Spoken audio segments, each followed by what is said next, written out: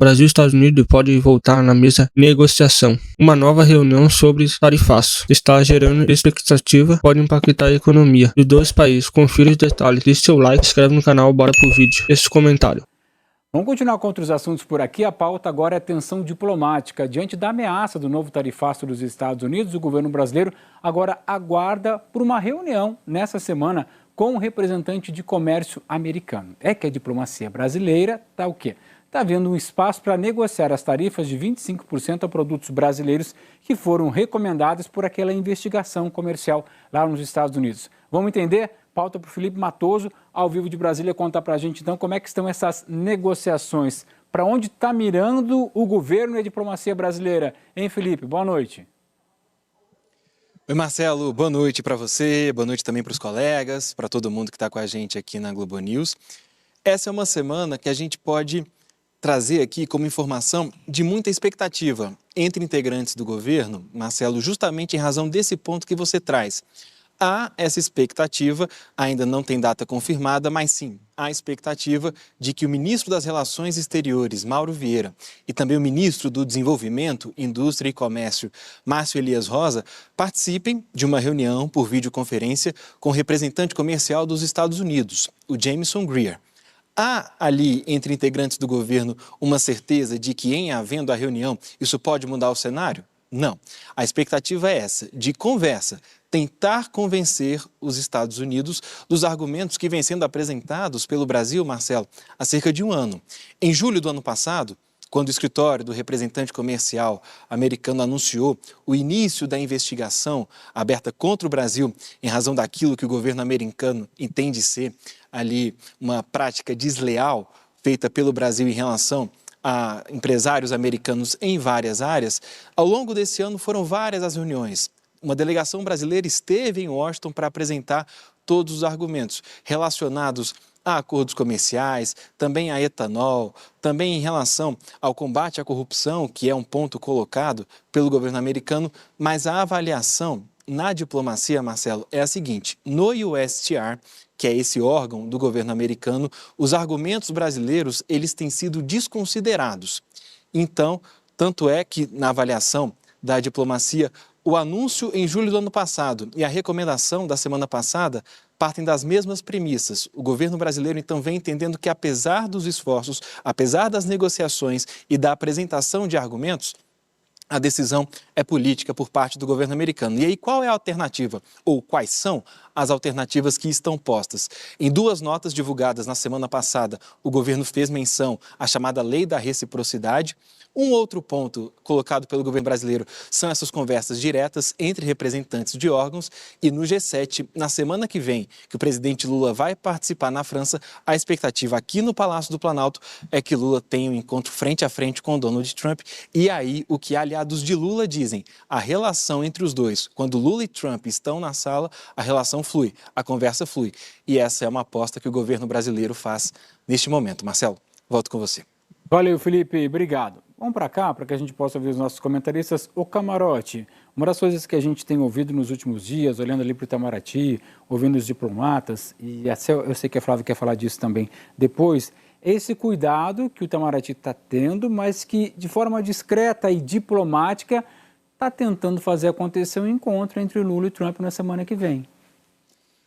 Sim, Marcelo, porque a percepção é que é uma proposta de taxação política, porque a origem da investigação ela é política, né? Isso é uma investigação de prática desleal.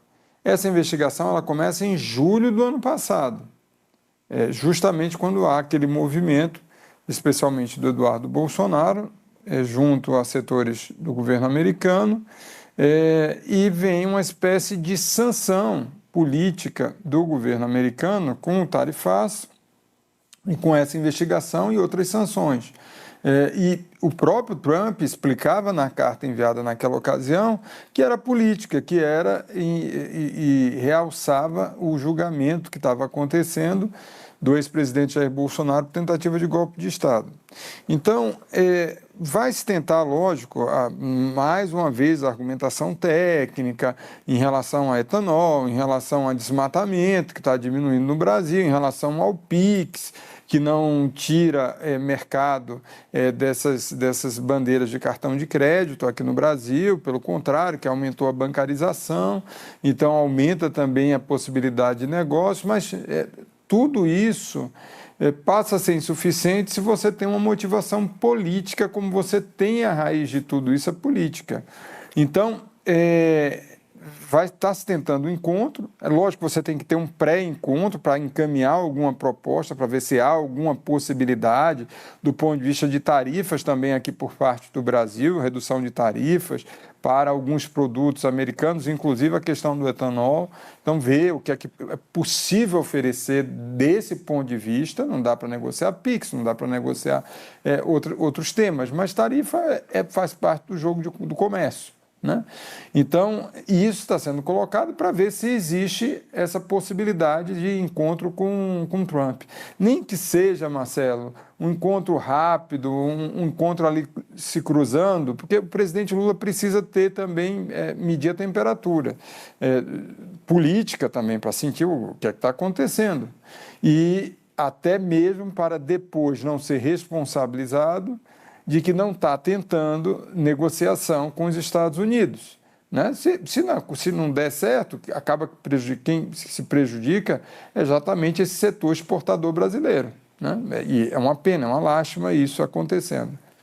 Marcelo. Quero ouvir a Flávia, porque ela quer também chamar a atenção para a gente sobre essa habilidade e sobre a vontade da diplomacia brasileira. Pois é, Marcelo, o primeiro ponto que eu gostaria de destacar repara, né, o Felipe Matoso, a participação dele, eu acho que dá muito a linha, né? Não só de uma ênfase nessas reuniões técnicas, e isso tem sido feito pela diplomacia brasileira em linha com o Ministério da Fazenda, em linha, sobretudo, com o Ministério do Desenvolvimento, Indústria e Comércio, desde um ano atrás, daquela primeira rodada de sanções, de retaliações dos Estados Unidos ao Brasil a partir das investidas de Eduardo Bolsonaro e Paulo Figueiredo. Agora, repara que dessa vez a ênfase no debate tem sido numa frente de possibilidade de retaliação ao Brasil, que é essa da seção 301, que se refere à taxação adicional de 25% em razão daqueles supostos eixos de investigação em que os Estados Unidos encontraram práticas desleais do Brasil. E digo supostamente porque algumas daquelas áreas ou teses foram rejeitadas, refutadas pelo Brasil, pela diplomacia, pelos grupos técnicos, enfaticamente. De respeito, por exemplo, ao desmatamento, que tem dados concretos mostrando queda, inclusive o documento americano faz referência a um crescimento do desmatamento em 2021, quando era governo Bolsonaro, do seu aliado ideológico, né? A gente pode dizer assim, Jair Bolsonaro. O mesmo Camarote já mencionou no que diz respeito ao PIX, a própria questão da legislação que envolve as Big Techs. Então, há pouca margem de negociação nesse contexto de 6 áreas contra as quais foram abertas investigações para o Brasil. Agora, etanol é uma possibilidade, chamar atenção para o fato de o Brasil ter um déficit tanto comercial quanto em serviços para os Estados Unidos chamar atenção também para a necessidade, e aí é o interesse brasileiro, de não inviabilizar as exportações de manufaturados. Os Estados Unidos têm perdido importância na pauta de exportações brasileiras, mas é um parceiro relevante para a indústria brasileira. Então, esse é o foco. O que parece não integrar o discurso, eu mencionei que é o foco nesse tema das tarifas seção 301, porque nós nós temos também ameaças de sanções, de tarifas envolvendo trabalho forçado de terceiros países dos quais a gente compra mercadoria e o tema muito sensível de possíveis retaliações, sanções, interdições econômico-financeiras pela classificação de PCC e Comando Vermelho como organizações terroristas. Marcelo. Quer ir nessa, Daniel? Quero sim, Marcelo. Na prática, a gente está falando de uma dinâmica onde os americanos eles querem ganhar alguma coisa. Essa é a lógica de Donald Trump. Ele coloca o bode na sala, ele faz milhares de exigências, diz que o Brasil não está se comportando da maneira como deveria, que o Brasil é desleal, que o Brasil tem um monte de práticas que deveriam ser combatidas.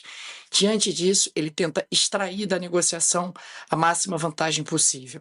Então, eles vão querer que o mercado de etanol brasileiro seja aberto, eles vão querer algum tipo de concessão do PIX. Enfim, é muito difícil ter certeza de quais serão efetivamente as exigências dos americanos.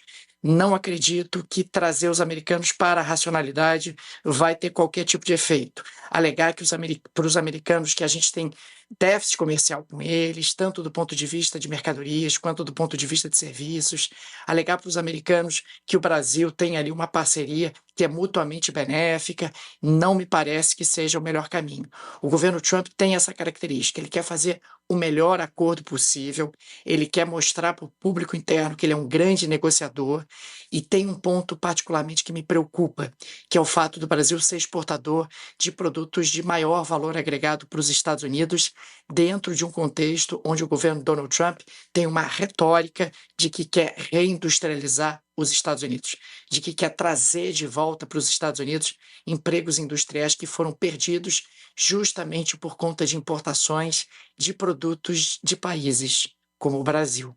Nesse sentido, acho que o Brasil precisa ter sangue frio, precisa ter calma. O Brasil está numa posição que é uma posição relativamente vantajosa. É claro que temos ali alguns setores que potencialmente podem ser muito impactados por esse tarifaço americano, mas o Brasil é um país que exporta pouco para os Estados Unidos, dentro da totalidade das exportações, exporta algo em torno de 10%, o impacto do tarifaço vai ser ali um percentual, uma fração desses 10%, e o Brasil não é um país que exporta muito em proporção do PIB. Consequentemente, o Brasil não precisa ter pressa. É claro que reverter esse tarifaço seria o cenário ideal, mas a depender das exigências americanas, acho que o Brasil tem que olhar com muito cuidado se vale a pena enveredar uma negociação que, eventualmente, os malefícios podem ser maiores do que os benefícios, porque Donald Trump negocia assim. Muitas vezes, quem se apressa acaba celebrando acordos comerciais ruins e depois acaba se arrependendo. Vamos continuar. Pois não, Flávia? Rápido, porque o Daniel tocou num ponto importante. A gente estava falando, eu mencionei o acordo, a ameaça de tarifas, são 60 países, incluindo a União Europeia, portanto mais de 80 países, com a possibilidade de uma taxação em razão do trabalho forçado. Veja que em 2025 houve um acordo comercial entre Estados Unidos e União Europeia, já em decorrência do tarifaço, das ameaças que Donald Trump fez. E hoje há uma perplexidade na Europa, justamente pela perspectiva de uma nova onda de taxação, apesar do acordo fechado menos de um ano atrás. Bom, vamos continuar falando até de Donald Trump, porque a pauta agora é um mundo em conflito. Israel e Irã decidiram recuar e suspender